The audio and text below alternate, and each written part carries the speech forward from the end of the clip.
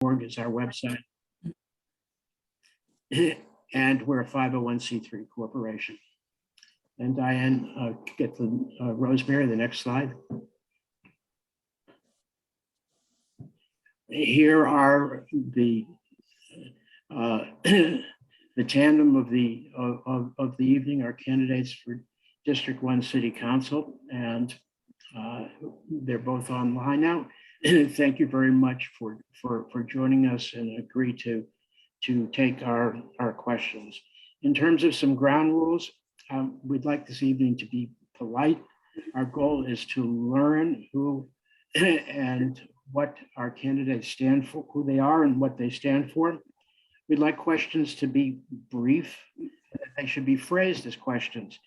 Any longer argumentative statements we think will be inappropriate, and we reserve the right to interrupt those statements if they don't seem to be in line with our purposes and the tone we'd like to achieve. We'd as well urge the candidates to be brief in their replies. Yes and no answers are certainly fine.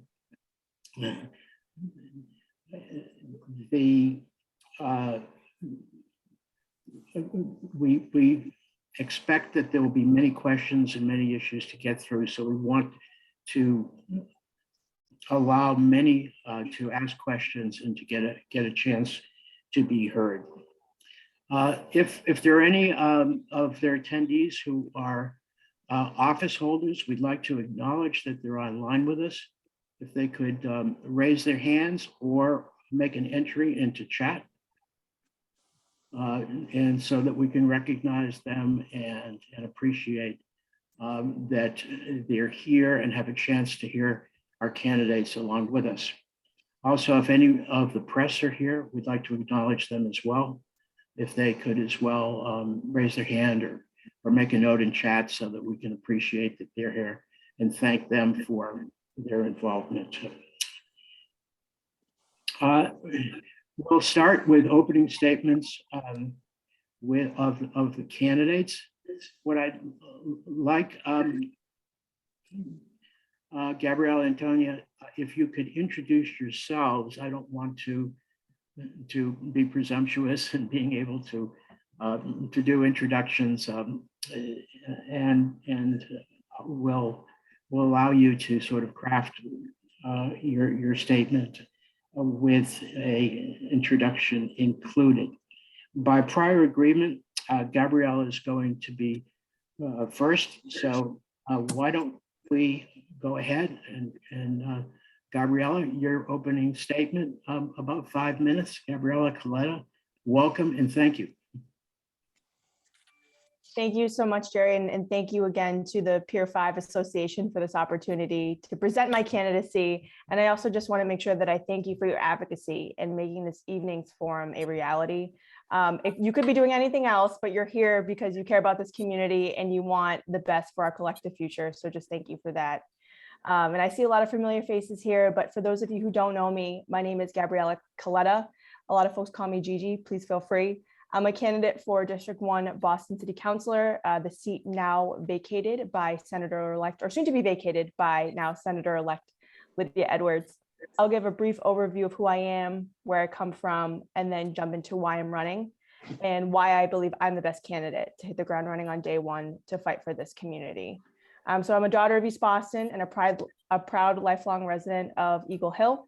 I've gotten to know many of you over the last 4 years working on behalf of Councilor Edwards as her chief of staff, and have been ingrained in many issues related to the Navy Yard and all of Charlestown. And it's been an honor to serve you over the last 4 years. By way of further introduction, I was raised by 2 community advocates who took me to neighborhood meetings and events, including protests against airport runway expansion in the 90s. So even at a young age, I understood that there were injustices happening, in this district by special interests and major institutions.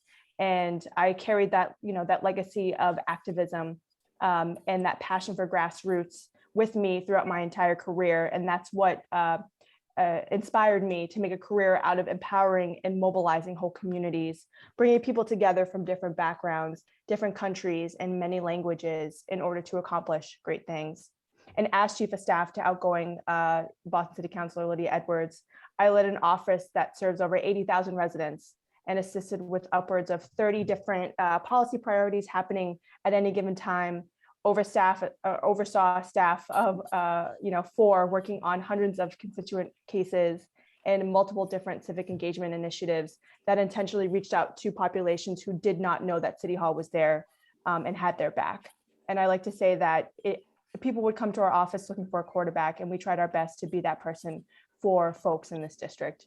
I'm very proud to have helped lead the fight for affordable housing in this community and across the city, especially providing and working with community-based organizations to disperse about $400,000 of rental relief money stemming from the Suffolk Downs mitigation, but then also standing with public housing residents at Bunker Hill and going toe-to-toe with a national developer, to ensure they got safe, dignified, and stable housing for their new homes. And in addition to that, I helped to expand paid parental leave for all city employees just last year, both for new moms and dads going from 6 to 12 weeks. I know that this is a national issue, so I was very proud to take care of that here at home. And then, of course, during the COVID-19 crisis, we mobilized quickly. We called up thousands of seniors in this district and connected as many residents as possible, including, our neighbors who lost their jobs in the service industry, to food, employment, and housing opportunities. And then the last 6 months, and I love the fact that I've still been able to work with the Charlestown community on this issue, but I've been leading the New England Aquarium's efforts to ensure our waterfront remains resilient, inclusive, and accessible for all Bostonians, regardless of their race, ethnicity, and socioeconomic status. And so my work on both the council and the New England Aquarium has prepared me to push the city of Boston, utilizing our newly formed zoning powers to call for a district-wide plan to protect our waterfront from the dangers of sea level rise. And I really look forward to this conversation. And I'm running for this seat because I know our days are ahead of us, our best days are ahead of us. And I want to protect and maintain and promote the vibrancy of these communities. And this district does face unique challenges, and we need somebody who's going to be ready to step up and hit the ground running on day one.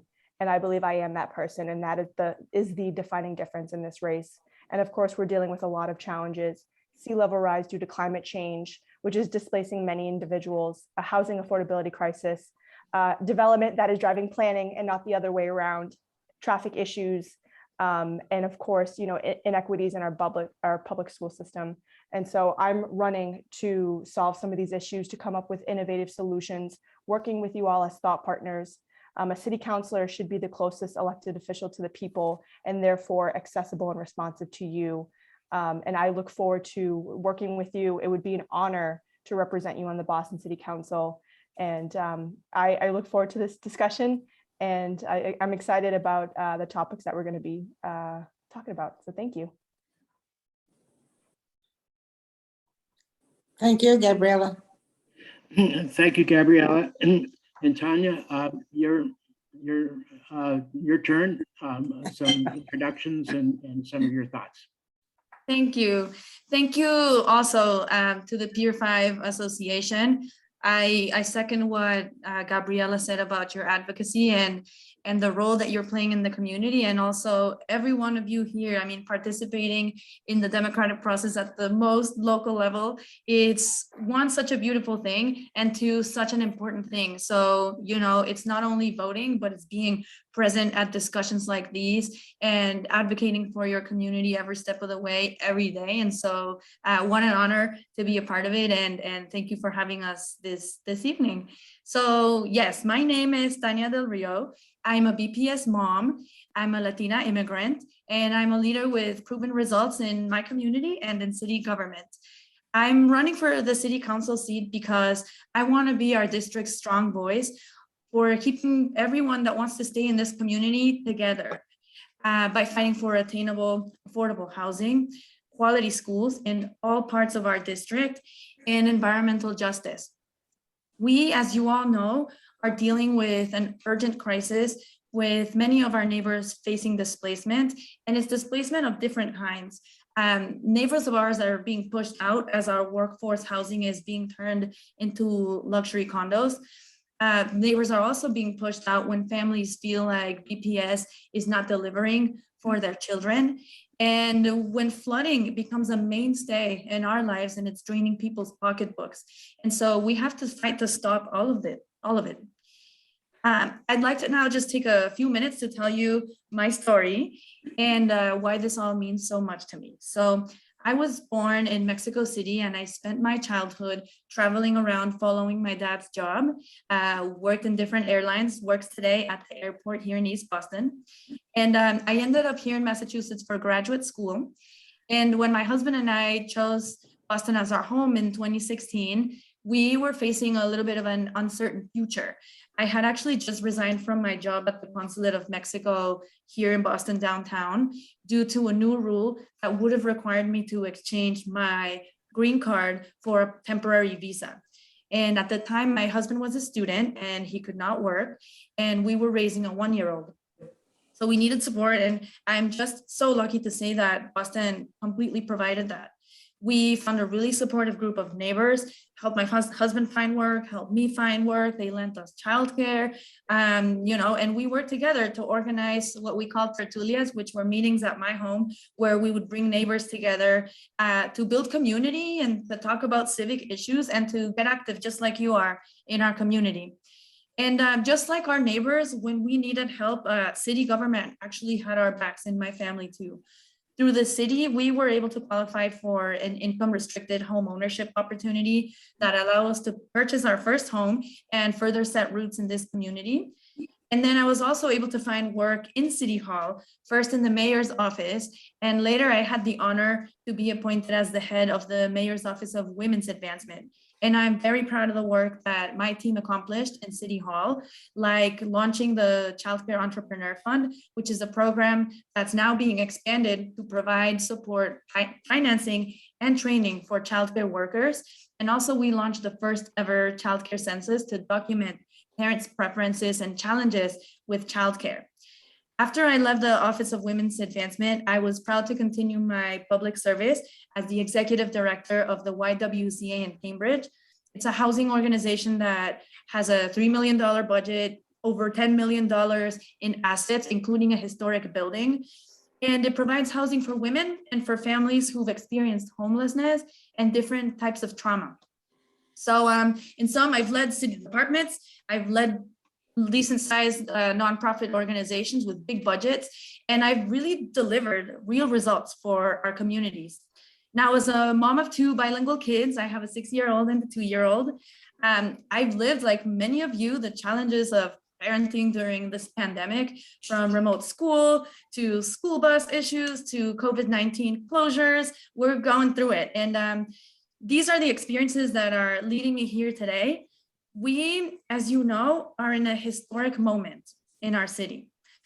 Voters in the last years have been choosing change, and we've done so much together, but the challenges we're facing are going to require us to come together in a new way. We need to bring our communities together so that all families in this district can enjoy a great quality of life here for as long as they wish to stay. As your city councilor, I'm going to be pushing to invest in housing and home ownership programs like the one that helped me. I want to make sure that there is a housing information station in every high eviction area that can provide people information on their rights in their language. Language access is something I will continue to prioritize from the outset, as I have during my campaign. I'm also going to be pushing for an overhaul of our development process. The way we handle zoning in our city is just outdated and not transparent, as you probably also know. It's forcing us to have disjointed parcel by parcel one-off discussions, and it's disconnected from us.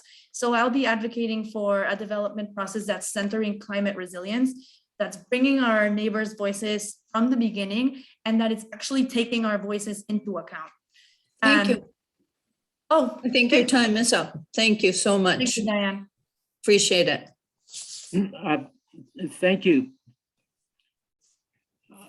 The question period is next on our agenda. Again, a couple of reminders. Please be brief with your questions and phrase them as questions rather than as long statements of purpose. I'd like to start off the questioning period with my own question. Again, I'm Jerry Angoffin, a member of Pier 5 Association. Thereafter, we'll be alternating questions between Pier 5 Association and those who have signed on. If you'd like to ask a question, please raise your hand using the reactions button at the bottom of the screen, or you can type your question into chat and we'll monitor those and we'll recognize people from who've entered questions onto chat. With each question, we'd like both candidates to reply. We'll start off with Tania and her response to the first question, and then with each question, then we'll alternate who goes first to try and give balance. So I'll start with the first question. Again, this will be for both candidates. Mayor Wu, in a 2019 article, Fixing Boston's Broken Development Process, reviewed the histories and the origins of the BPDA and proposed why and how to abolish the BPDA. Do you support reorganizing or replacing the BPDA into separate planning and development processes, particularly in view of the many individual sideload development projects currently being actively considered for Charlestown without any overall plan in place for the Charlestown neighborhood? So we'll start with Tania. Your thoughts? Thank you, Gerald, for that great question. I'll just kind of answer it briefly and say yes, absolutely, I support this. As I was saying, the way we're handling zoning in the city is not transparent. It's forcing us to have these one-off discussions, and it's disconnected, and it doesn't allow us to plan, to have the big picture of what the city should be looking to in the future. When we do that, we are unfortunately missing out on an opportunity to deliver on the full potential, on the opportunity of our neighborhood, it's specifically of our waterfront, as a place that could be bringing us together, help us build community. And decisions are being taken out of the hands of citizens and into, fewer people that are in power. So for sure, I would like to see the function of planning separate from the function of development. I'm excited by that first step that was taken in naming a planning chief in the city of Boston, because we should plan first and then develop, and not the other way around. So what I'm after is to make sure that all of our voices are heard in development. And of course, I would support the plan that the mayor put forward. Thank you. Gabriela. 100% absolutely yes.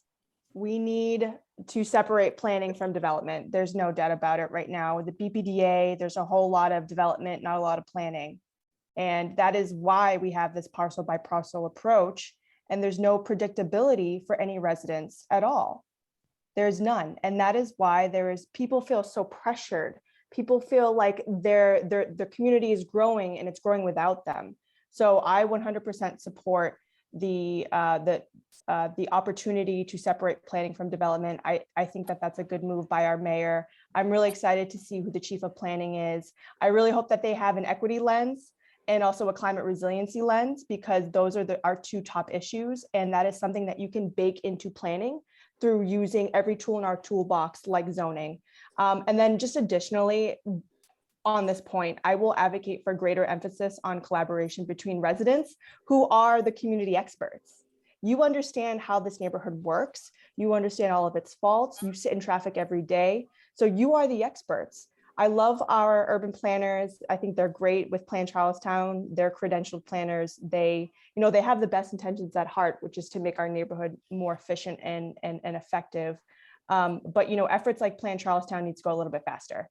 And ultimately, it should drive, as we all keep saying, planning, driving development, and not the other way around. So for me, I want to make sure that, and the way that I see planning, it's almost like, and I'm a very visual person, I see planning as the safeguards when you go bowling, right? So whatever plan you have is predictable, and it kind of keeps developers on task. And it's our job to define what that safeguard looks like. So I think we need a plan in place first.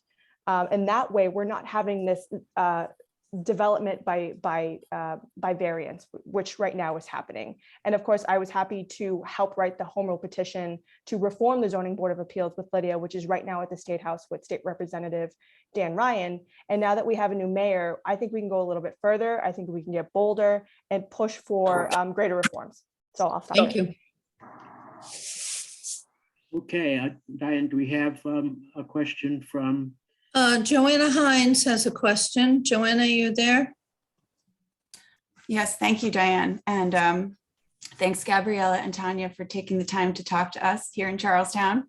I actually have 3 questions, and they're all connected, but I'll try to keep them clear and succinct. My first question is, do you consider, and this is going to sound crazy because I'm assuming the answer will be yes, but I'm going to ask it anyway. Do you consider the Battle of Bunker Hill to be part of American history, like our shared history? Okay. Do you consider the soldiers who fought on June 17th, 1775 are veterans? Like, is that a yes? You can just nod. Yeah. Yes. Okay. Do you consider Charlestown a historic neighborhood based on our Battle of Bunker Hill, among other things? Yes, and rich maritime history as well too. I think there's a lot of things that make Charlestown historic. But I'm asking specifically about the Battle of Bunker Hill. Do you think that's a significant piece of Charlestown's history that should be recognized on a national level? Yes, it is. Yeah. Gabriela, do you agree? Yes. I would Okay. love to know where this line of questioning is going. Well, you should do. Yeah. I mean, I'm happy to let you know. Give me a call. Yeah. Well, why don't you finish that up, Joanna? And Well, I let- will. My next question is, Gabriela, I was reading a little bit about you and your commitment to environmental justice. I would like to know if you consider extreme heat to be a public health hazard. And if so, do you recognize the science that supports tree canopies as a tool for mitigating against extreme heat? And then finally, do you have,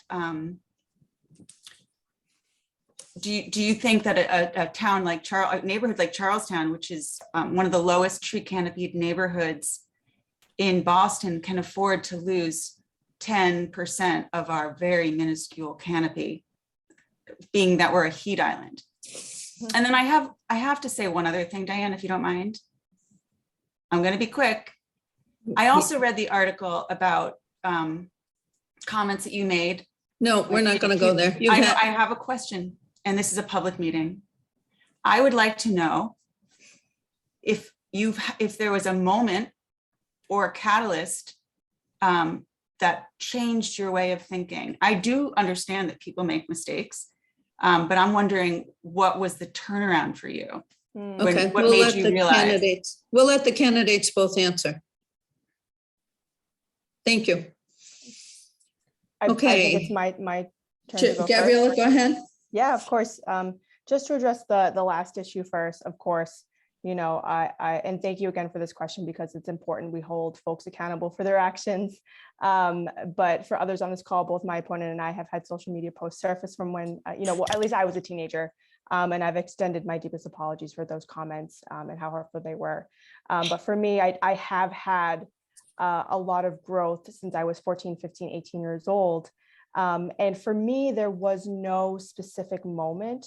I think it was a culmination of becoming informed, unlearning toxic behavior, and having the tools and resources to understand that I was perpetuating cycles of harm. And so for me, I left that toxic echo chamber and never looked back. In fact, I committed my entire life to the advancement of racial, social, and economic justice. And that is very clear with my record, my whole professional career.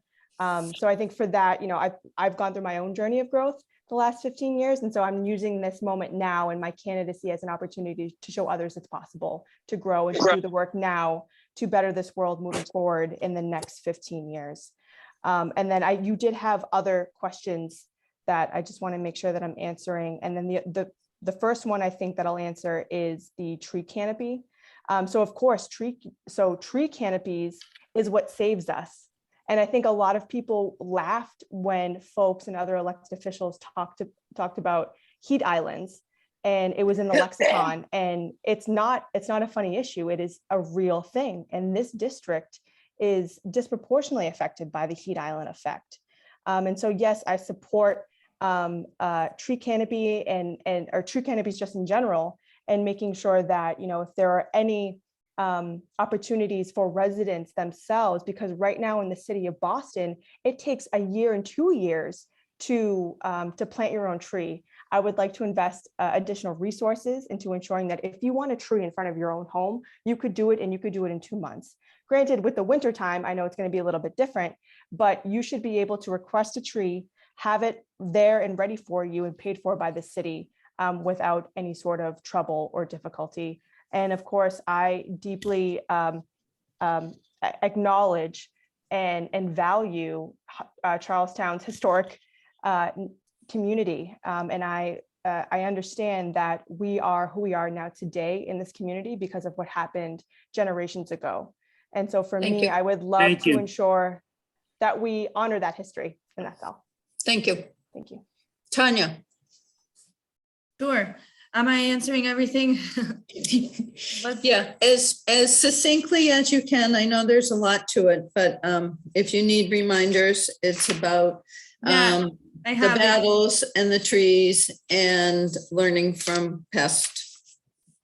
Yeah, I have also been saying, and I will kind of echo what Gabriela just said.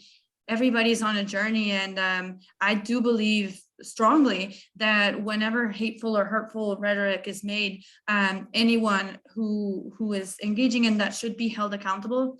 That includes me, that includes anyone, even family members. We like to promote having those difficult conversations, because it's the only way that we can all continue on this journey towards supporting racial justice, gender justice, and the issues that I've also been dedicating my personal and my professional life to for a number of years.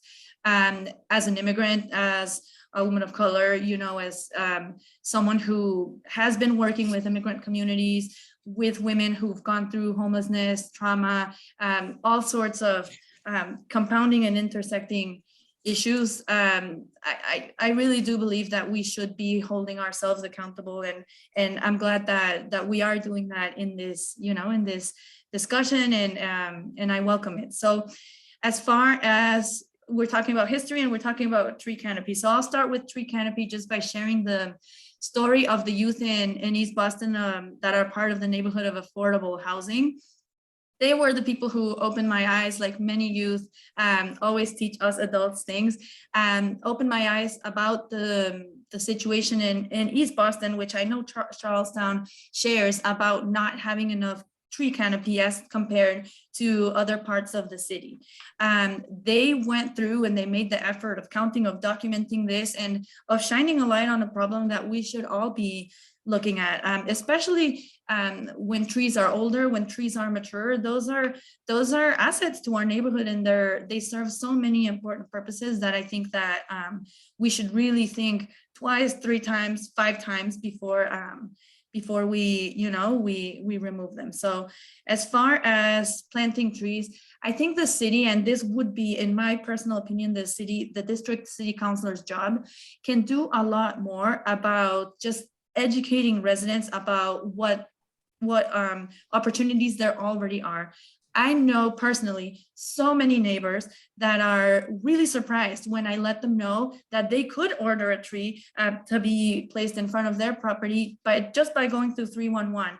I have had countless interactions where people tell me, oh, I didn't know that there was an app that I could have on my phone where I could do this, you know? So the first step for me is just to make people aware that that's an option. Now, as Gabriela said, and she's completely right, the wait time is over a year. That's unacceptable. We need to push the city to do a lot better at providing us an opportunity to have the new tree planting. And as I said, making sure that we protect our existing trees.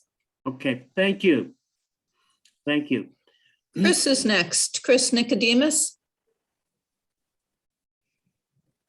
Need to unmute. Okay, yes, thank you. I'm Chris Nicodemus, and I have been living and or working in the Navy Yard for the past 32 years now, and seen it emerge from where it was. I'm a member of the Pier 5 Association, and so I'm going to bring the questions back to Pier 5 and the waterfront for a second.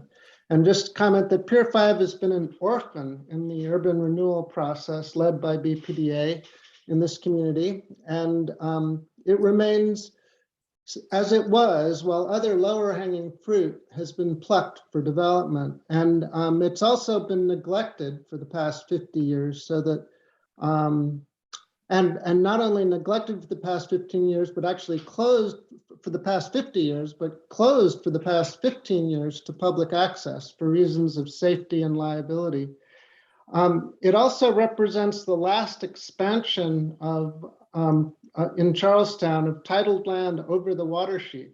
It used to be that you would increase the size of your town by going over the water sheet. And so now it stands both in its very historic location at the head of the harbor, looking at the true history of our nation and our industrial past and the war effort. So a very iconic location, but it's also over the water sheet, very exposed and threatened by rising sea levels, et cetera. So our question to you is, as our next city councilor, how would you work with us and our Charlestown neighbors to assure that this neglected infrastructure gets the attention it deserves and can serve a mission of sustainability, social justice, and climate resilience as a community asset for all? And I've forgotten who is up first, but I think Tania goes first. Yeah. And thank you, Chris, for all your advocacy and your writing and everything on this topic. So I would share with all of you that my leadership approach would and has always been and will always be community driven, and it's going to start with listening as the first step. Now, in this case, the community has organized and the BPDA has responded by going back to the drawing board, and I'm happy. I think it's a great first step. I really need to see that the development of Pier 5 is going to be a benefit for Charlestown, but as you said, the significance is national. It's for more than just Boston, and so I agree that this has to be a larger conversation, and we have to get creative and think out of the box. Now, I think we all know we're in a housing crisis. We need to build more affordable housing, but we also need to ensure that our housing needs are balanced, right, with other features of a resilient, cohesive, livable community, and that includes open green space. Now, Charlestown is one of the densest neighborhoods in Boston, and I support efforts to build out green space. I support efforts to build out climate safeguards, and we have to balance all of these things, and we'll do it through coming together and having the conversations. Gabriela. Thank you, Chris, for the question. And for me, Pier 5 presents an incredible opportunity to protect Charlestown while having the climate resiliency lens, but also that equity lens that I was talking about. Those are two things that are very, very important to me. We have the opportunity to make this pier into a million different things, but I want to prioritize open space while inviting folks in an inclusive and accessible way. I think that we could be looking to contemporary climate resiliency strategies like permeable surfaces that can take in the water, but also meet the sea as a way to fortify the coastline. We could have a beautiful living and active shoreline the way that we do in East Boston that allows for people to physically touch the water and interact with the water. And it could be used as a recreational model as well as an educational model for our kids. And we can do this while also creating an anchor space for folks to enjoy open space. And I know that people have different opinions about what they want to see here, but at the end of the day, regardless of what happens here, it does need to prioritize climate resiliency to protect our neighborhood, but also invite folks in a way that makes sense for the neighborhood, does not drive cars in, because that's also an environmental justice issue. So I think it's good to just step back for a moment and assess what we're trying to accomplish here and what emotions we want people to feel while they're at Pier 5. We want people to know that their presence there is valued and it's inclusive. We also want to pay homage to the rich maritime history that is so important to me of the Navy Yard, while also informing and educating individuals about what came before them so we can protect it. And that is a goal, is to protect this land. And I agree, I think that we could have a community-centered approach. We can improve public access in an inclusive way and work with community partners, all of you, because you are the most informed, and neighbors, to ensure that the space is inviting, not overbearing. And I would love to see some sort of community space or civic space that makes sense, that's small, while also keeping the park there. But no matter what, flood mitigation is going to be key for this pier. And for me, I look at the flood maps of 2070 and half of Charlestown is underwater. So sea level rise is coming to a theater near all of us, and we need to act with urgency. And I think to answer your question, how would you work with the BBDA? I've been in those conversations, and I would push the BBDA only because I know that there are certain pressure points and leverage that only a city councilor can bring. So for me, I would look back to you all, be a collaborative leader with you and the neighborhood to figure out what should go there, while putting all of these lenses on top of what we define as a welcoming, inclusive, and resilient pier for everybody. Thank you. Thank you very much. Dee Mahoney is in the chat and he has a comment. Do you want to make this into a question? Yes, no? A question? Okay, I can come back to it. Sherry Cutler has a question in the chat, and Sherry Cutler is a member of Pier 5 Association.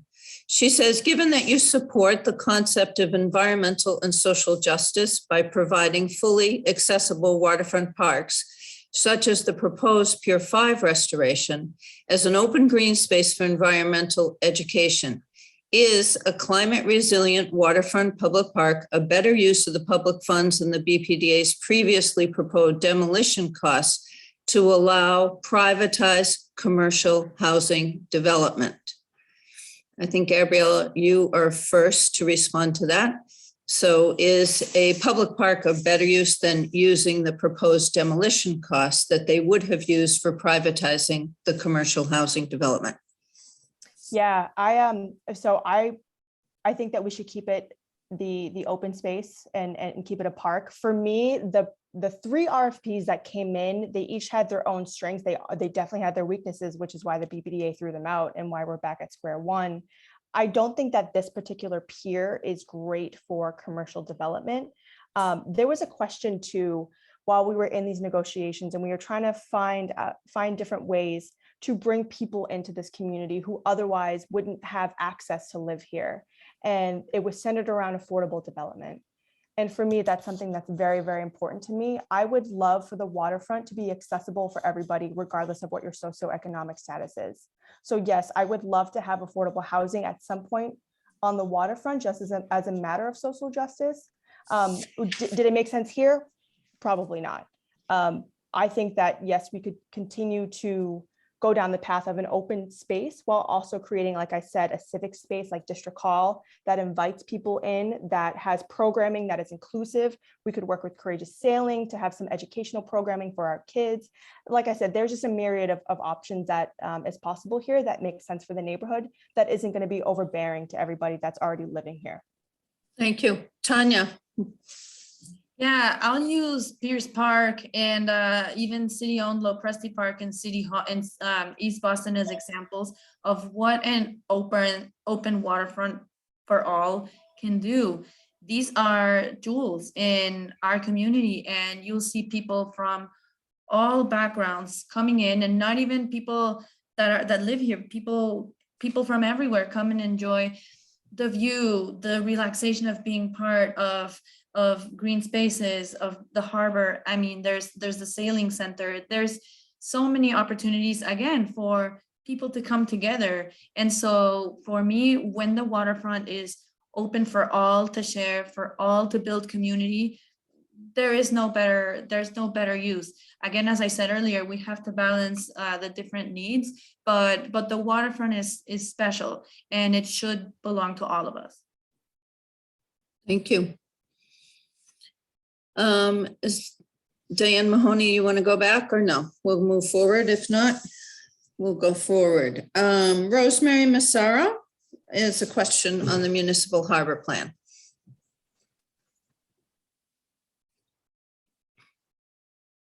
Rosemary, you there? Yes, I'm There you here. go. I'm Thank you. here. I apologize. I want to thank both Tania and Gabriela for coming tonight and answering our questions.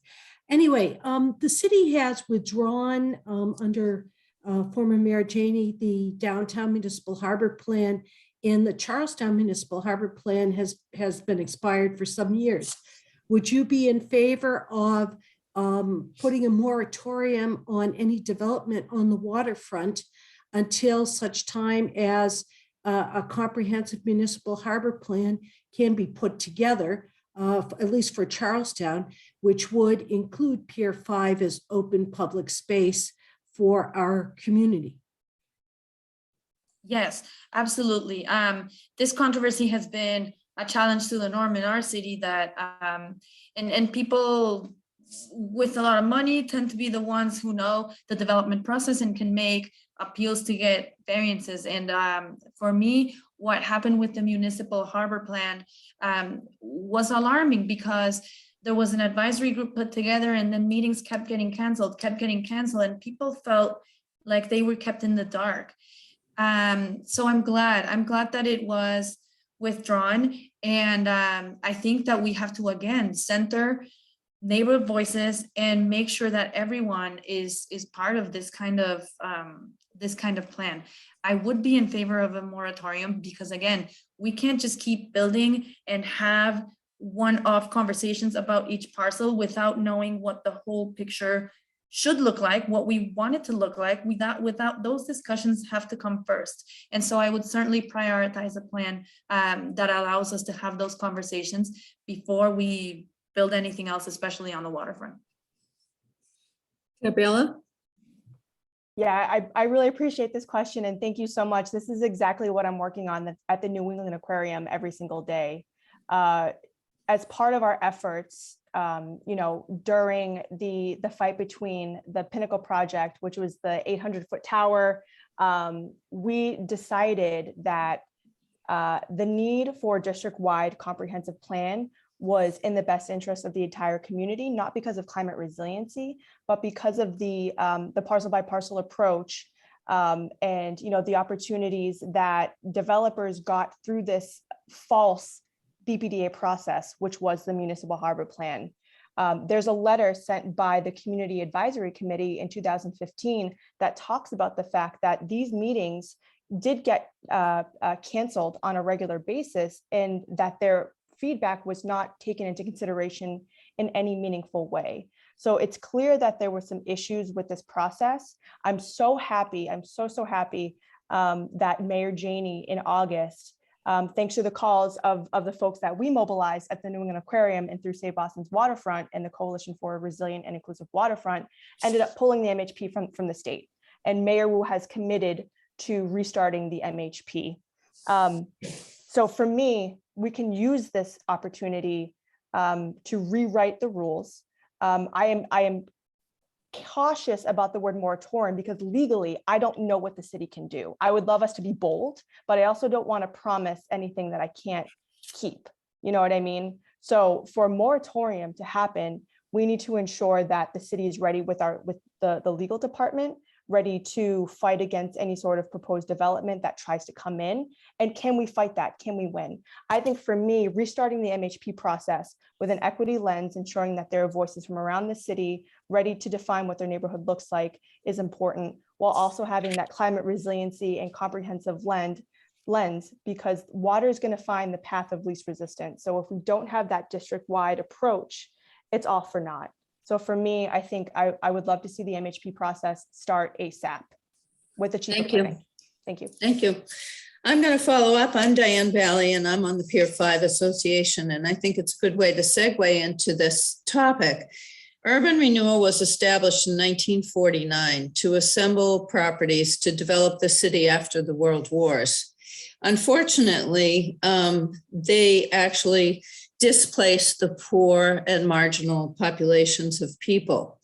Now we have the urban renewal that is up for an extension in April 22. I have a two-part question. Are you in favor extending this urban renewal tool? And also, Lydia Edwards is now a state senator and has not relinquished her seat as city councilor. It looks like she would be sitting when that vote comes up. Would you advocate for Lydia to either withdraw from the vote or to have city council perhaps postpone the vote until we have a full council? So Gabriela, I think you're first. Yeah, I am. So this is, at least with the latter part, this is a tough one. I don't know what would be in the best interest of the district, whether or not you want somebody at the table fighting for your best interest who could also take it up at the State House, or just relinquish that opportunity just in general. I think for me, the answer that I see or the best option is to postpone the vote. But at the same time, if you postpone the vote, that means that you are you're relinquishing your power, and they might, I know there could be some projects that slip in through the cracks. So this is a great answer. I don't know in terms of the last part.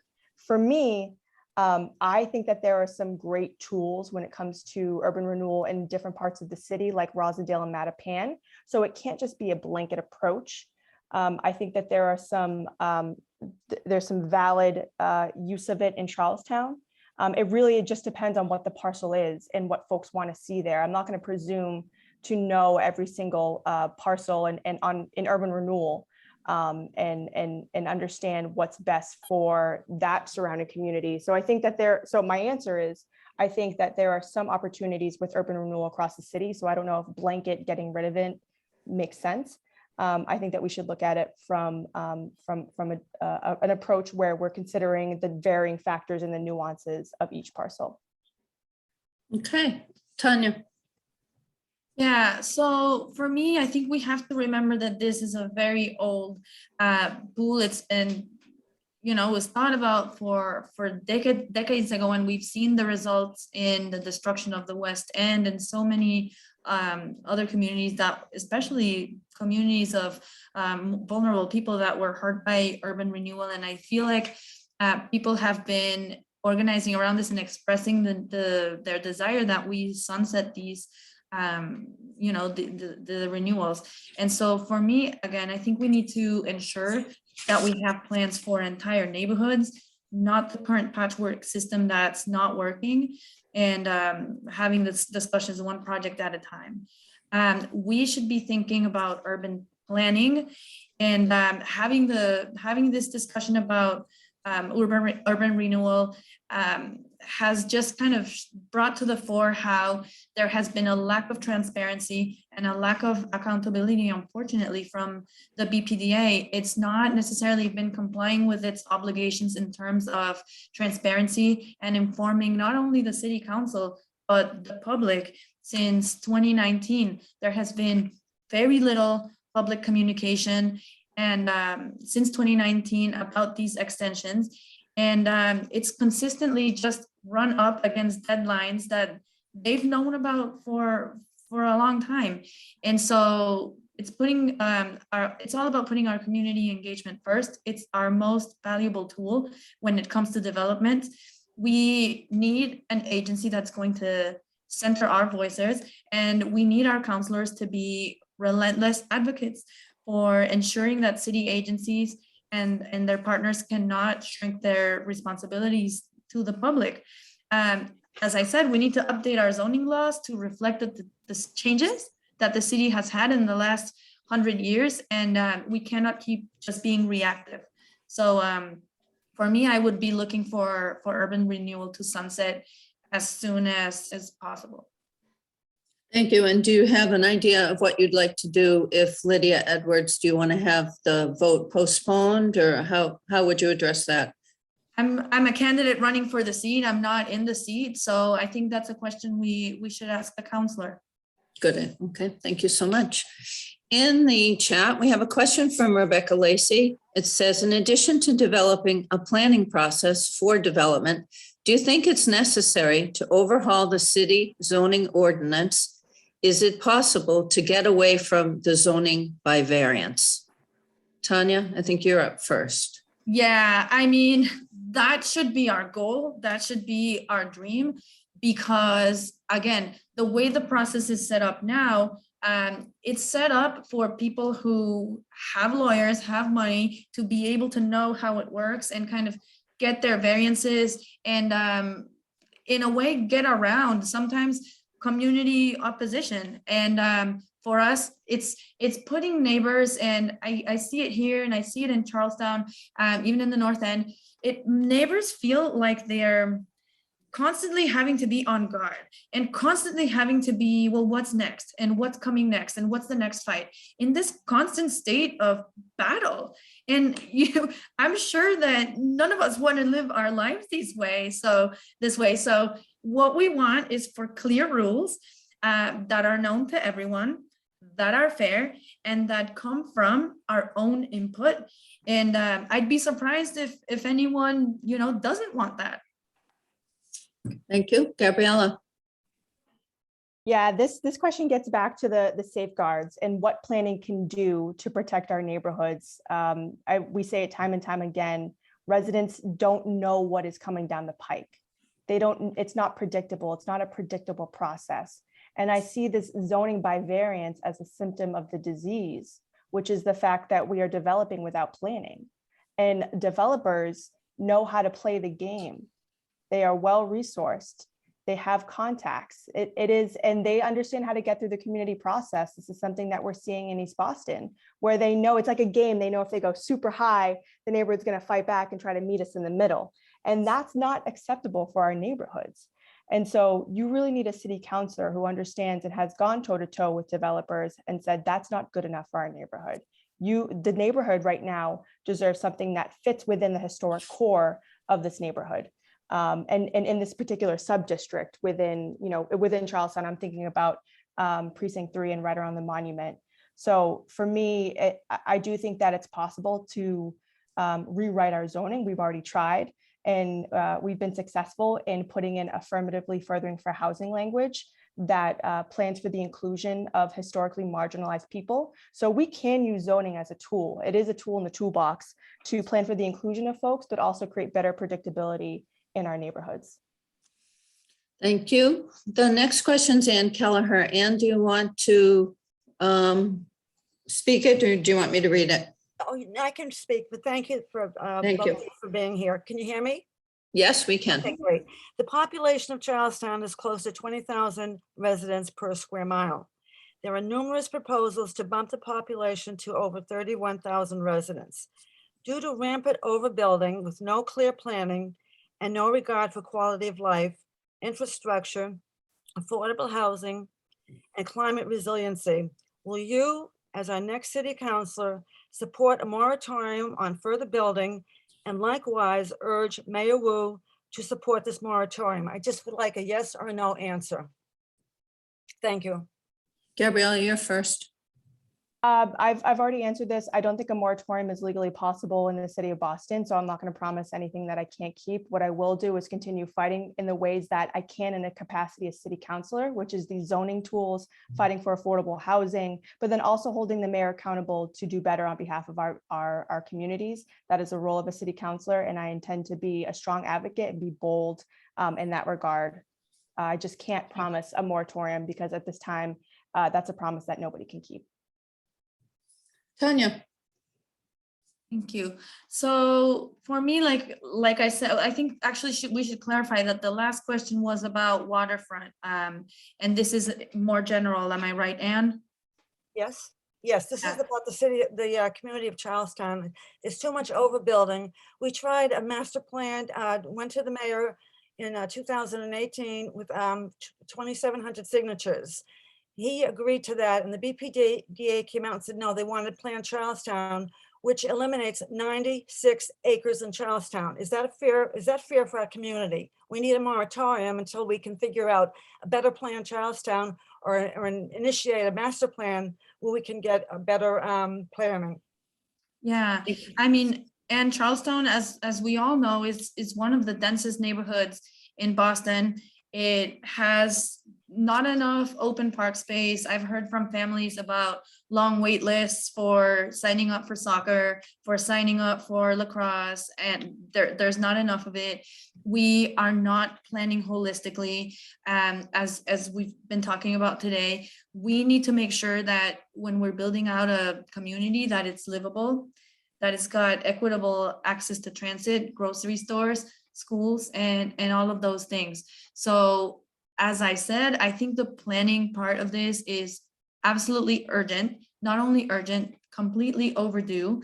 Now I know there's a lot of projects already in place and already in motion into the process. So what I think we can do is just continue those conversations and advocating for developments that make sense. As I mentioned also at the beginning, we are dealing with the housing crisis, and we do need more housing. It just has to be in the right places. And when we build it, it has to come with mitigation for the traffic that's gonna be caused. It's gotta be, we have to be thinking about parking. We have to make sure that we are making all of these developments transit oriented. And so there are, in my opinion, some kinds of developments that could be good for Charlestown. I don't believe necessarily in stopping all development, but I do think that we need to plan first.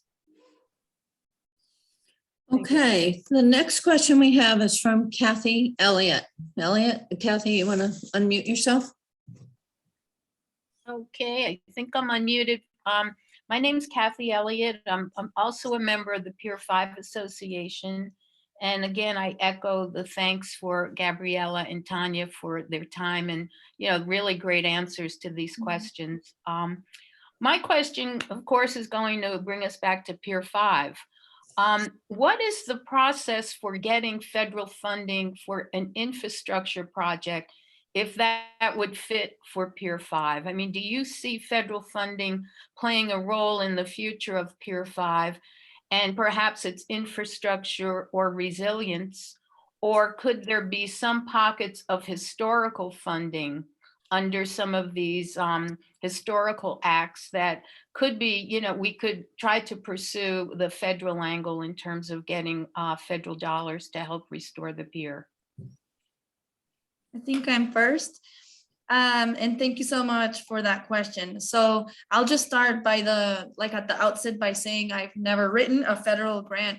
So I'm definitely not an expert in this area. However, I would love to learn. I have read in some of the materials about the American Rescue Plan being mentioned. I don't necessarily think that that is the best option, because this is a plan for recovery from COVID. However, I do think that there might be an opportunity for climate or historical funding. I have worked, like I said, at the YWCA in a historic building that receives federal funding. And, it comes with a lot of responsibility, a lot of work, but also a lot of support. And so I think those might be the two best avenues to look at it. In my work at the Office of Women's Advancement, I was in charge of marking the 100th anniversary of the 19th Amendment, when women finally, we had our right to vote recognized. And, those types of things involve so many partners, so many stakeholders. And I think Pier 5 has a lot of that to offer. I actually recently learned from one of your neighbors that Paul Revere's ride kind of didn't really start in the North End. It was first the boat ride, and then it got the horse in Charlestown. And so there should be a marker for that. There should be something that lets everyone know about this type of historic, fact. And so for me, I think, like I said, not being an expert, Kathy, those are the two avenues I would pursue. I wouldn't necessarily pursue ARPA funding. Thank you. And thank you for this question, Kathy. I think everything is on the table. We can pursue a patchwork of various funding coming from the federal government, coming from the state, and also from the Community Preservation Act in the city of Boston, at least when it comes to the historic piece. And I know that many folks in Charlestown and in the Charlestown Preservation Society have pursued these funds. And I was at a talk with Congressman Stephen Lynch, who said that Boston is getting millions of dollars for coastal resiliency. This was one of the top issues that he was prioritizing. And the governor has also said this, and other candidates for governor have said that they're prioritizing coastal resiliency as a way to look to the future and help protect our community. So I do think that there is a pot of money that's coming down the pike that will then be given to Mayor Wu to play with. And I think that, again, everything is on the table, and we should be bold. We should be innovative. We should look to places like Rotterdam and Amsterdam, who have met the sea, who have done some really cool things and contemporary things when it comes to climate resiliency. And even looking to Sydney, Australia, for God's sakes, they have an incredible waterfront infrastructure that allows for different ferries to go around the various neighborhoods of Sydney. And Charlestown, especially the neighborhood, needs, or especially the Navy Yard neighborhood, needs water transportation and ferry infrastructure. But that also means that you need to have the piers to access those boats. You need to make sure that it's ADA accessible. So these are all things that I think, again, are on the table that we should be considering. And we could look to that pot of money that Stephen Lynch was talking about. I'm going to try to find the link to it and make sure that I send it around. But he was at the Harbor Towers community meeting about a week ago, and he was talking about it. So I do think that there are some federal infrastructure dollars that are coming down the pike for the city of Boston that we can look to. Thank you. There's a question from Connie in the chat. Connie, if you want to unmute yourself, you could ask it, or I can read it.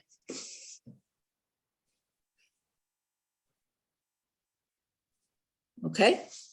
The BPDA has trying to squeeze money out of Pier 5 through development for 30 years, despite clear language in the deed from the United States government regarding the safeguarding of public access to the waterfront. Rumor has it that a brand new RFP is being released by the BPDA for Pier 5 again. We neighbors must constantly be vigilant. I'm sorry, I just missed it. I just scrolled down. We must be constantly vigilant. I lost it there. Exhausting. Thank you. For us all. Can you explain how quickly the home rule petition dissolving the BPDA can come up for a vote, and what will replace the semi-autonomous agency? So Gabriela, you went last, so you go first. Sure. And the question is, how quickly can Mayor Wu draft up a home rule petition to abolish the BPDA? And I'm sorry, the last part of that was? The last part was, can you explain how quickly the home rule petition dissolving the BPDA can come up for a vote, and what will replace the semi-autonomous agency? I mean, this is something that Michelle Wu is prioritizing right now. I don't know exactly what she's thinking. This would be a question directly for her to answer. I do love the fact, again, that she has a chief of planning in mind, which is a move in the direction that planning is going to be separated from development. I still don't know, given that move, if she plans to abolish or dissolve the BPDA. That is something that remains to be seen. Obviously, I support separating the two. And the autonomous agency, at the end of the day, right now, there is an inherent conflict of interest. The BPDA makes money off of the development projects that they permit. And so therefore, their incentive is to build as much as possible, because that's how they get revenue for their agency. So for me, I would love to see that be done away with in whatever model that she proposes. And how quickly she wants to do it is up to her. Again, I love the idea of the chief of planning, and I look forward to next steps in supporting our mayor in whatever initiative she does moving forward. Thank you. Tanya, please. Yeah, so first the city would have to draft the home rule petition, get the city council to approve it. It would then go to the state house, and then the legislature would have to approve it. Now, in her 2019 proposal, the mayor proposed having the existing employees of the BPDA be divided into a number of city departments, depending on what kind of functions they had. So some of them would go to the administration and finance cabinet. Some of them would go to the economic development cabinet. Some would go to the planning board. Some would go to this new planning department. And a few of them would go to the Office of Workforce Development, which is actually now part of the BPDA, makes not much sense. And some of them would go to DND. And so I think she laid out a pretty clear roadmap some years ago, and it does require that we would work with the city council first and then with the state delegation, and yeah, hopefully would be able to pass that. Now, I think the slowest part of that process would be the part at the state house. They tend to move, as you know, very slowly. But you know, in me as a city councilor, you would have a staunch advocate. You would have someone that doesn't take no for an answer, and that actually has a track record of being able to work with a number of different stakeholders, whether it be in the same organization I'm in or legislators at all levels of government I've worked with, and you know, to try to move that as fast as we can, because there is an urgency to it. As we said, we are still developing without having those plans in place, and it's not good for our neighborhoods. Thank you. David Kubiak has a question in the chat. David, if you want to ask it, you can unmute yourself, or I unmuted you. There you are. Do you want to ask it, Dave? Sure. I'm going to read Thank what you. I wrote in the chat. I am a 37-year resident of the North End and a 25-year active member of NURA. Several of my neighbors are attending tonight. Thank you, Pier 5 Association, for this important discussion. Thank you, candidates, for the courage to run and serve. Spring is right around the corner, at least I hope. What is your opinion about continuing outdoor dining on public property? What do you see as the advantages and the impacts? Thank you, David. I hope spring comes soon too, because we've been out there and it's been cold.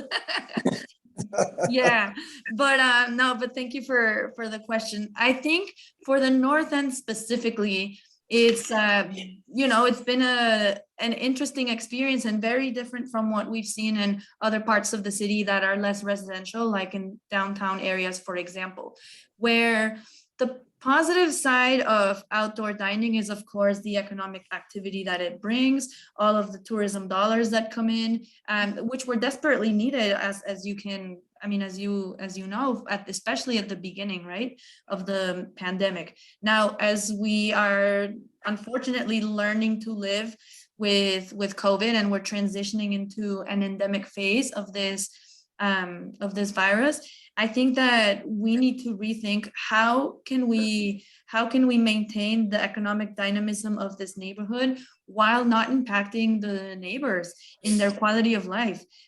We know that there are intense rodent issues in the North End that I would really like to take a look at. I've heard of interesting programs up in Somerville about how to reduce rodent populations through really innovative measures. I think that the space, the parking, the unloading and offloading of the vehicles is just causing a headache to too many of the North End's residents.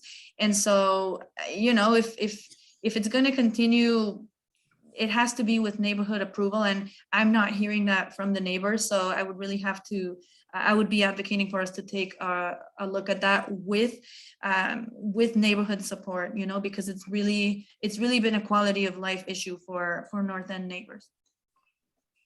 Gabrielle? Hey, David, thank you so much for the question. So I have been hearing, as Tanya has been as well, just about the negative impacts of outdoor dining, specifically in the North End. And this was something that we were working on when I was in Lydia's office just before I left in the summertime last year. There are, it's noise. It's not just trash. It is rodents as well. There's also just an increase of traffic, which at the end of the day did not help with the public health crisis that we were going to. There were restaurants who were, quite frankly, bad actors who were not abiding by the rules. And kudos to the licensing department who really tried to be out there with enforcement and making sure that they were abiding by the 6-foot rule and making sure that their workers were also safe and were wearing masks. So for me, I know what works in East Boston or Charlestown does not work for the North End. We can't have a blanket approach to this policy for outdoor dining. So for me, I would love to see a task force or a community advisory committee that actually has their feedback taken into consideration in a meaningful way, working with not only the ONS liaison, but the chief of streets, the new urban mechanics office. I think it comes down to ISD and even public works too. If you're out in the streets, you can't pave the streets. That was a problem that we had the last couple of years. So it's an all-encompassing issue. And for me, I know that there's, the North End needs special consideration. Again, the community advisory committee is just one idea. I would also like to see the fact, because restaurants are going out into public space, that they pay a fee, right? I think that they can afford it, and it can be different for each neighborhood and the cost that or the revenue that they're bringing in, and have that money go to pay for parking for residents, but also help beautify the neighborhood in different ways and help with cleaning up trash and paying for hokies, who are the people who physically go around and pick up the trash. So there's a number of different things that we can look at. And I really look forward to having that conversation be led by the community. Okay, we have a question in the chat by Zach Cutler, who is one of the members of the Pier 5 Association. The Federal Emergency Management Agency, which is FEMA, lists Boston as being in retrograde with respect to vital and responsible urban redevelopment. This affects relative federal funds allocated to the area. Will this lapse be considered in new budget allocations? Gabriela, you are first. Thank you for this very specific question. I would need to look at what FEMA considers in terms of how they review what the city is doing to put them in that retrograde status. To be honest, I don't know. I would love to learn more. This is something that I haven't seen before, and it hasn't come across my desk when I was in Lydia's office. But if you can, please email me. I would love to, again, learn more. For me, I think it speaks to the fact that from what I could tell, just based on the question, is that the city of Boston is not planning for the emergency status that could happen with anything that pops up in our neighborhood. I mean, I don't actually know, so I'm going to stop talking. But if you could further explain what this question is, I would really appreciate it, or we can talk offline and I can learn a little bit more. Thank you. Tania. Yeah, I have to say I'm also not familiar with this rating system, but it does sound like, depending on the classification you get, that's however much money you get allotted. But I have to also share that I'm not familiar with it. Okay, we will follow up, and I'm sure Zach will be able to send you so many reports that you will be informed. Thank you, Zach, in advance. Chimney Comuro has a question regarding Charlestown's economic vibrancy. Can you unmute yourself, Chimney? Yes, can you hear me? Yes, thank you so much. Nice to see you. Yes, nice to see you too. So there's been a lot of talk about really housing, right? But a lot of the housing depends on the economic vibrancy. So basically the economic footprint is the backbone of continued housing growth. So what do you see as, and this may or may not be in your wheelhouse, but how do you see Charlestown continuing its economic vibrancy in the near future? Tania, you go first. Yeah, thank you. I would start with the need for the city to harness the resources provided by the community community development block grants that get sent to the Office of Economic Development to support small business through the small business unit. I would really try to push that office to redo its process, because it's too often first come, first serve, and too often the businesses that are getting support from that office, and it's crucial support that can help you pay for a consultant to write your business model, or can help you in so many different ways. I've seen it happen. But a lot of our businesses have no idea that those services are even available. And so unfortunately, those services, those resources are not being distributed in an equitable way. We again saw the same dynamic happen with COVID relief funding, where the small businesses who weren't banking in the right institutions, or institutions that could walk them through the process. The micro businesses just weren't able to access the PPP loans or the relief funds from the city that were available. And so we ended up with a situation where the rescue funds went to the organizations that might have needed it the least. And so for me, I think, again, there is a piece of public education that should be falling on the city. And if the city's not completely, fulfilling that responsibility, the city councilor's office should also be making sure that we use every channel, every communication channel available to us to help people access those funds, whether it be doing business walks and physically letting people know, asking them if they need help with an application, making sure those applications are provided in the language that the business owner is most comfortable with. In my case, speaking the language, kind of when you speak the language that the business owner speaks natively, you can see people relax and kind of just have a less guarded interaction if you're a government official. So I think that all of those things would help. First, access existing resources. Now, can we add? Yes, I think that's a place where ARPA funding is going to be crucial. The city has not yet said how they're going to be spending it, and I would like to see a large chunk of that go to small businesses. Thank you. Gabriela. Thank you. And again, I appreciate this question, because I know that commercial space and space for small businesses is a need right now in Charlestown. There are, wonderful restaurants that contribute to the vibrancy of this neighborhood. And I think that's where your question is, or that's what your question is getting at. How do we protect those individuals and those small businesses, but how do we grow in a responsible way, utilizing small businesses as the backbone of our community? And that's something that's very important to me. I worked my way through college as a server at restaurants, and I worked in a couple of small businesses as well too. So I understand the importance that they have in a community, and creating camaraderie along a main street. And main streets, just in general, for the city of Boston and the Office of Small Business, has done a great job in supporting these businesses and making sure that they stay afloat during the COVID-19 pandemic. But yes, we need to be intentional about reaching out to folks who don't interact with city government as much. I think additionally too, your city councilor can push for commercial space in a development or a project that doesn't already have it. So case in point, we knew that there was a need for a laundromat in Charlestown. And so what we did was turn to a particular person and say, look, if you want to be here, not only do you have to make sure that what you're building is in the character of the neighborhood, but this is a real and present need in our community. And now potentially there's going to be a laundromat in our district. So it's constantly utilizing your position as city councilor to figure out what the needs are in your community in terms of not just businesses, but everything. Looking back, seeing how you can leverage your position and get certain things and certain amenities that the district is lacking.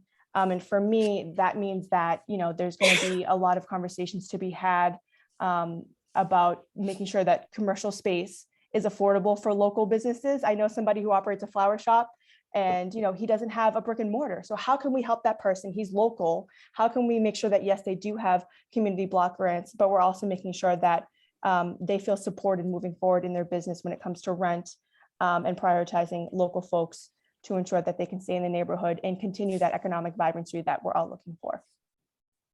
Thank you both. Thank you so much. We have a question in the chat from Connie, and it said, you're both from East Boston. How will you develop and maintain a connection to our 1 square mile corner of the city? Gabriela, you are first.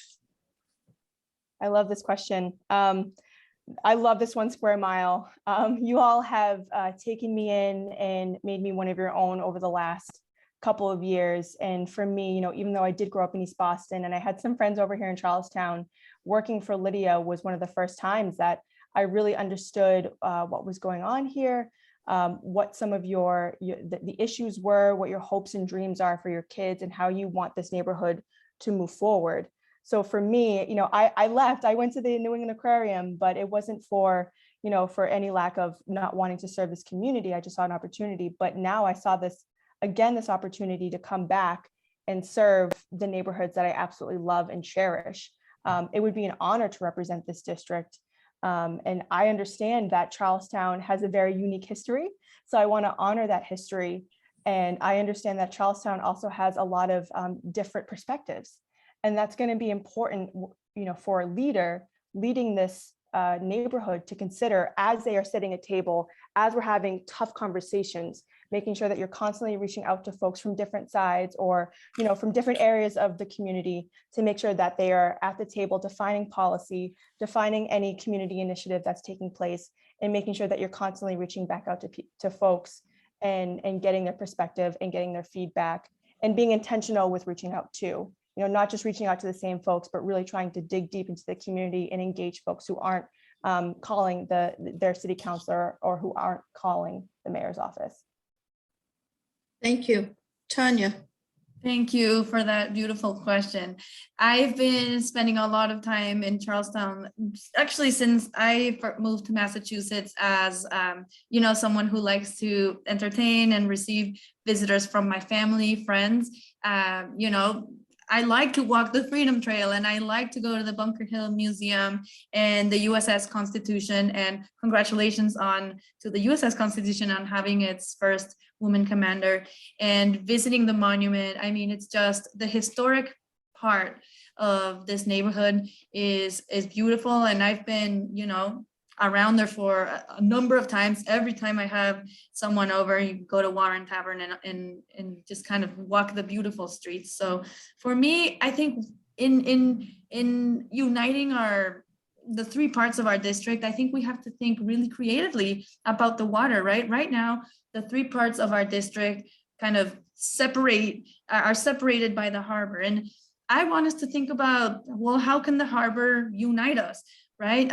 Can we do it through water transportation? There is a pilot going on right now that has a ferry, but how do we make that ferry affordable and frequent and dependable so that maybe we can use it as a substitute for a car or as a substitute even for other ways of transportation?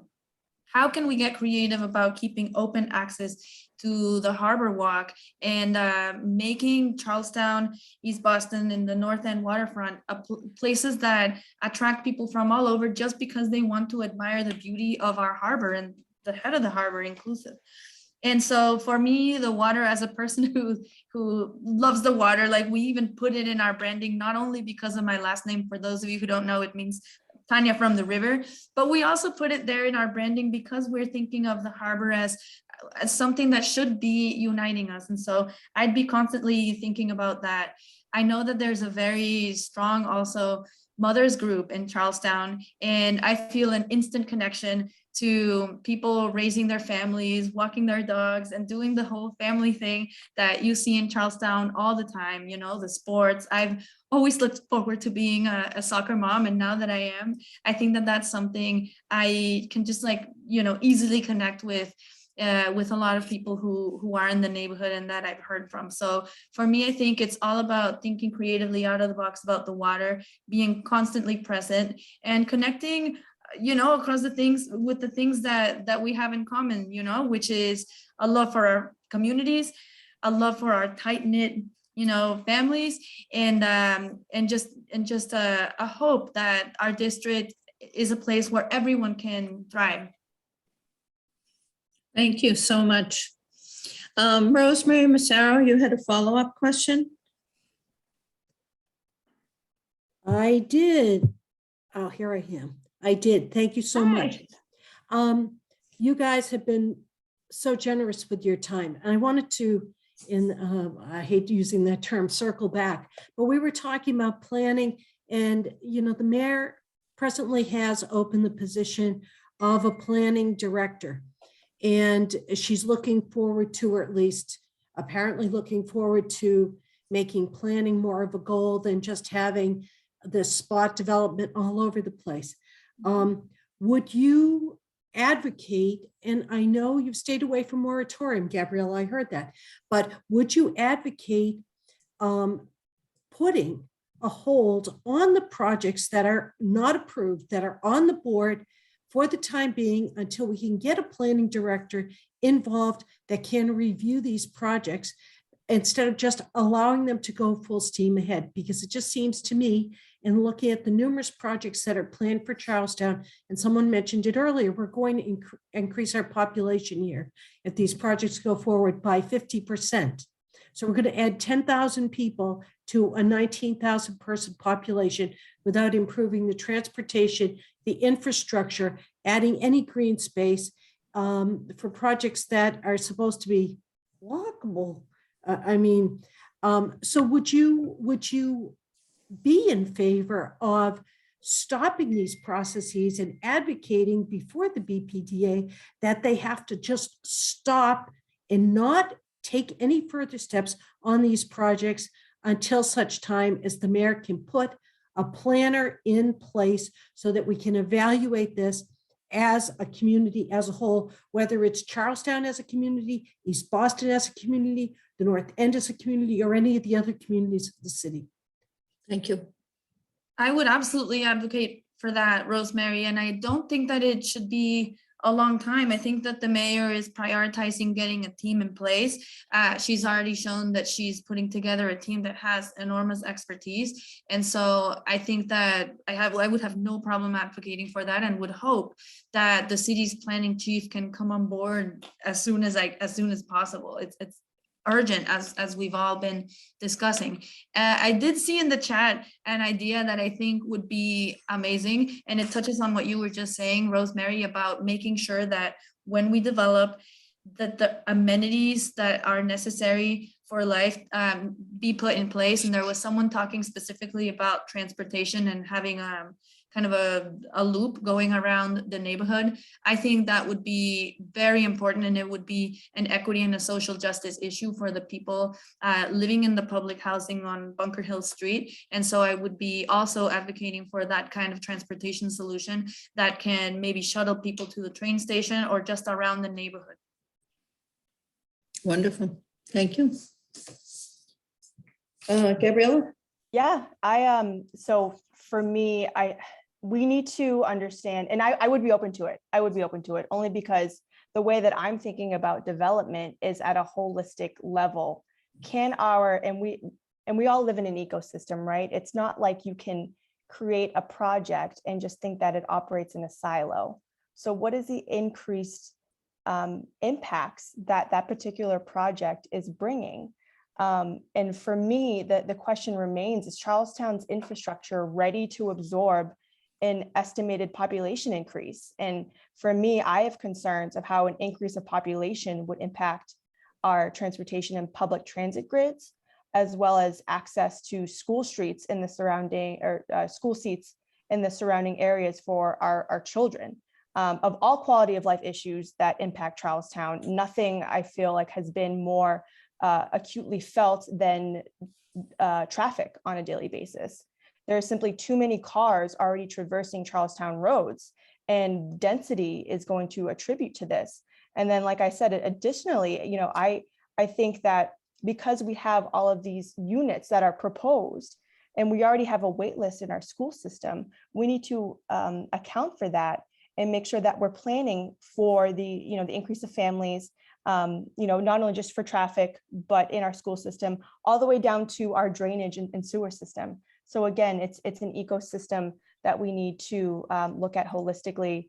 And, I was pleased to hear, at least when it comes to the shuttle idea, that the proponents of the Bunker Hill housing development was exploring opportunities to collaborate with other institutional partners to expand existing shuttle services. So this is MGH, this is the Flatley Company. These are other folks who already operate Bunker Hill Community College. These are already institutions that operate the shuttle service. And I do think that it is an incredible opportunity to provide some sort of transit equity to residents who live on the back of the hill, because they do live in a food desert.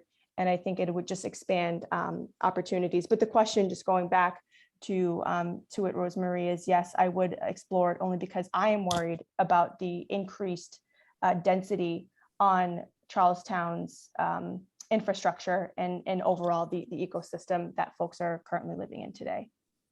Well, thank you for that. It's nice to know that both candidates are concerned, because the 25 million square feet is like building 12 and a half John Hancock buildings in our community. So that's why I think the community is so concerned.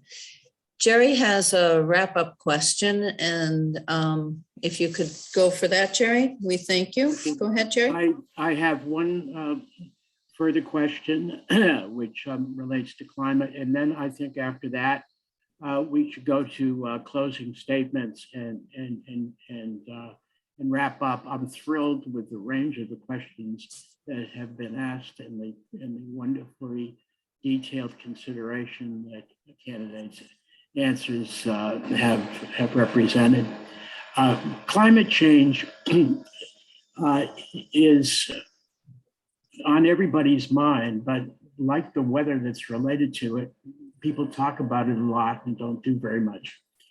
If you think about District 1, East Boston to Charlestown to the north end, the waterfront comprises all of the inner harbor up until the downtown area. And there's a process called Climate Ready Boston, which is looking at the flood risk of all of this waterfront. Included was a recent session on Climate Ready Charlestown that proposed two possible solutions. One was to raise the harbor walk 6 feet. The other was to raise the First Avenue. Those prospects essentially would be building walls to try and hold back the tide. What are your views about Climate Ready Boston? Some of the meetings that have been held, the content that's been put forward, do these sound like solutions? Is there sufficient science? It's going to impact each area of District 1. It's going to impact development. It's going to impact almost every other topic that we've considered. Who's to go first? Gabriela's first. Gabriela. Thank you, Gerald, for this question. For me, Climate Ready Boston is a relic of the past. It was published in 2018. We have already learned so much when it comes to climate resiliency and climate change just within those last couple years. It is now not useful to us. And to be honest, I don't think it goes far enough. Elevating the harbor walk is an option, but it's not a solution. And I've also seen a seawall has been proposed, and we all know that it's going to deteriorate, and it's not a long-term viable solution. So we have seen in other instances, even in the city of Boston. So Pupelo Park in the North End is a great example of these contemporary climate resiliency strategies. Martin's Park is also able to take in water near the Boston Children's Museum. I don't know if you all have been there, but please go down and take a walk and review and assess what we could possibly bring to Charlestown. I would love to bring that park over to Charlestown. There are certain things at Pupelo Park too. It's where it allows for water to come in, but doesn't use a seawall or an elevated harbor walk. There's gradient steps there. But again, I just think that we can be creative. We can go bold. We can use something like wave attenuation islands, which also helps to stop the sea. And these are things that other countries and cities are doing. I just don't understand why Boston is behind the 8 ball on this. And again, we do have that infrastructure money coming down the pike. I think that we could be utilizing that in a very smart way. I'm very heartened to hear that Mayor Wu wants a Green New Deal climate advisor. I would hope that they would be looking at this closely and not throw out the climate ready plan, but take its strengths and build on it, because quite frankly, an elevated harbor walk is not good enough, and neither is a seawall. Thank you. Tanya? Yeah, so Climate Ready Boston did identify, as all of you know, Charlestown and East Boston as the neighborhoods that are the most vulnerable for sea level rise and coastal flooding. Now, I, as a mother, am terrified by this because we live half a block away from the water. And when I see these maps and my neighborhood is almost underwater, I fear, that my children won't have the home that we want them to grow up in and inherit. And the place where, as I said earlier, we're making our roots. So for me, I think we know that we can use public waterfront open spaces to build coastal resilience. We have to build these open spaces with tree canopy and elevating spaces. I'm very interested to see that in the section of Main Street that's on the, near the Schraff Center, is being proposed to be elevated in accordance also with that area around Ryan Playground. If we're able to raise the part in the waterfront and then also raise Ryan Playground, it won't flood into Main Street, and it would affect about 60 businesses and more than 300 residents if we allow that. So it could be up to 390, I think is the number, $1 million in losses. So I think that the plan puts forth some useful ideas, but we have to accelerate the timeline. I'm seeing that here's the weaknesses I see in the plan. The near-term actions are very small, and then the plan dares to propose bigger things, but for the near future, or for the far future. And I think we need to bring those far future solutions more into or closer to the present. The other thing is that I think that discussions are being siloed between sea level rise and storm surge. And I think we need to make sure that we are thinking about both. If we just raise the edges around the waterfront, and we don't think about where the storm runoff can go, we're going to create bowls that flood our community. So, we can't discuss sea level rise and storm surge separately. We have to make sure that we build all of these areas in the waterfront that are green, that can absorb the water, and that we think about how the runoff, how we can make the runoff water from storms find its way to the harbor. So in sum, I would accelerate the projects that are put in for the future, and I would rethink some of these action items through the lens of sea level rise, but also storm surge. Thank you. So we had agreed that Tanya would have the first closing statement. You have 5 minutes. If you can keep your mind on that, I will wave my hand when we get close, so I won't try to be rude or anything. We really appreciate you both participating. Tanya, you have 5 minutes. Thank you so much. Okay, I'll do my best to keep in time. So I just wanted to thank everyone, the hosts, the attendees, everyone who asked questions. As I said, I'm someone who appreciates democracy because I was not born in this country, and I know what it's like to not necessarily live in a free, fair democracy. And so for me, the fact that we're all together participating, being a part of this decision, the more people can be a part of this decision, the better. So just reminding you of the election dates, April 5th, if we have a preliminary, May 3rd, when we have a general, to make sure you vote and to tell your neighbors to come and exercise their right and their privilege. For me, it's been an incredible opportunity to learn from you all, to hear about your priorities. And as your city councilor, you can certainly count on me to be your partner, to be your advocate for environmental justice, for affordable housing, for strong schools, and for excellent, efficient, fast, responsive constituent services. I really admire the Pier 5 Association as a strong example of neighbors coming together and organizing with one another for a shared cause, even up against development agencies with a lot of power, regulations, a ton of bureaucratic hurdles. You're doing it. So once again, I'm Tania. I'm running for Boston City Council to be our strong voice on housing, quality schools, environmental justice.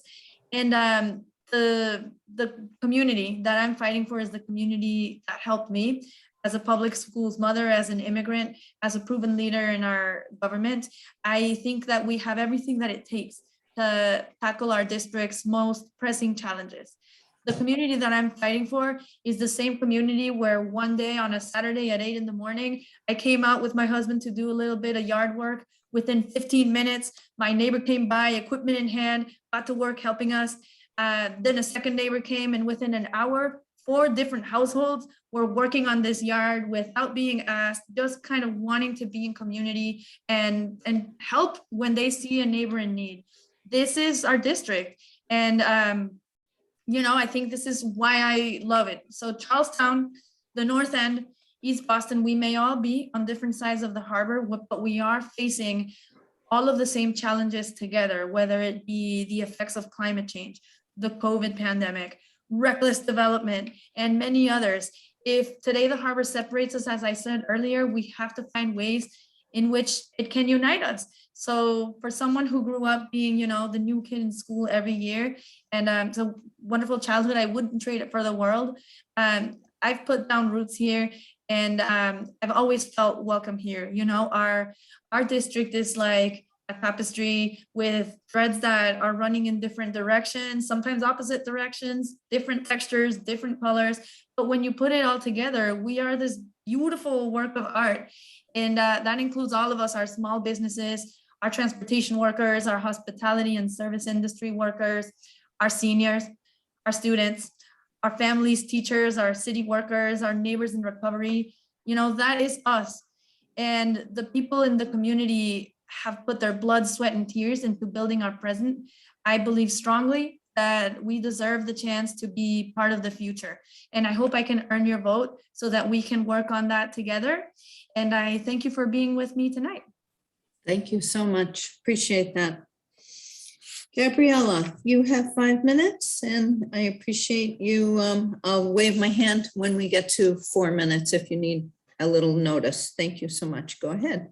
Amazing. And thank you again, everybody, for organizing this tonight, the Pier 5 Association, for your time and energy to pull this together. It really is just incredible to see volunteers pull off such feat in the name of democracy. So just know that I appreciate the opportunity to elevate these very important issues and this conversation.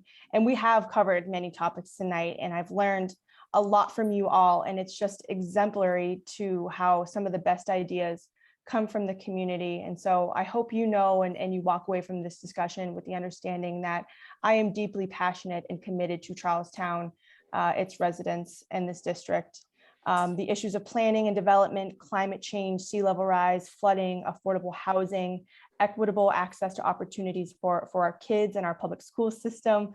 I want you to know that those are all issues that I will prioritize if I am so lucky to be a representative on the Boston City Council.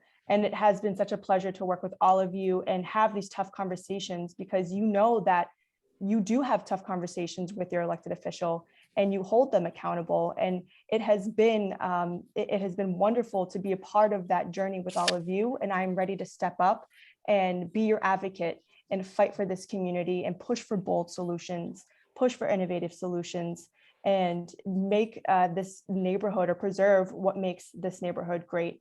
I just know that our work is not over. It's clear that we face urgent issues, and we have this incoming crisis. We've talked a lot about climate change and affordable housing shortage, and just again, inequities in our school system. And so we need collaboration, and we need somebody who isn't afraid to push the mold and strive for excellence when it comes to fighting for our community. I do promise to be extremely accessible and responsive as city councilor, and to continue this fight. I will be intentional in anything that I do. I would love to be inclusive as a leader to bridge our communities together and come up with solutions to maintain the vibrancy of this district. And it would be an honor to represent you on the Boston City Council. This district has given me so much, and it would be an absolute honor to be there representing you. And just thank you so much for your time this evening. And of course, I hope to earn the support of you and your neighbors over the course of this candidacy. And just really quick, I know the race is now less than 90 days. So you can find more information about me at my website, gabrielacoletta.com. You will see me door knocking. We already have a pretty robust grassroots organization. If you'd like to get involved, please feel free to sign up. We feel incredible momentum right now and have a broad coalition of folks from across the district. So if you'd like to join that coalition, please join us. We'd love to have you. But just thank you again for this opportunity, and please feel free to check out my website or contact me through the information that I'm going to put in the chat right now. Cheers. Thank you. Jerry, would you finish up? Yes. Thank you, Gabriela, Gigi. Thank you, Tania. Thank all of the attendees too for your input, for persisting and hearing our candidates' answers throughout a wide range of topics. We have covered an incredible amount. I'll just run down a list. I'm sure I'm missing elements, but the BPDA, waterfront planning, historic Charlestown, open space, affordable housing, zoning by variance, Pier 5 and the waterfront, urban renewal, North End dining and vibrancy, project funding, economic vibrancy, Charlestown planning and representation, infrastructure, transportation, climate change, and social justice, a wide range of topics. It's wonderful to be able to hear the questions and hear the responses. Thank you, everybody. We're Pier 5 Association, pier5.org. We hope to be interfacing with you again in the near future. Thank you all for Thank you. attending, and happy Tuesday night or Monday night. What is it, Tuesday? And please mark your calendars to vote and get your neighbors to vote. We really appreciate both the candidates and thank all our neighbors in Pier 5 Association. Thank you very Thank much. you all. Have a nice evening. Have a good night. Bye, everybody. Take care.